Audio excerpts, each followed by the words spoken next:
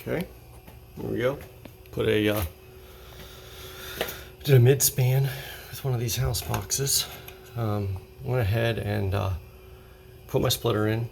These are the Ubiquity splitters, and they actually fit in there pretty good. Not like the FS ones; they fall right out. You have to zip tie it. I'm gonna be coming back and got my green right there, up in there somewhere.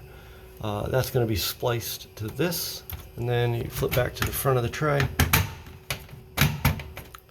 Got my 4-way splitter in, and this is a building with extremely high power, so I am going to be relying on these if I need to for the technicians. They just come plug in, and honestly, even on the router, there might still need an attenuator, but I coiled up into the ceiling.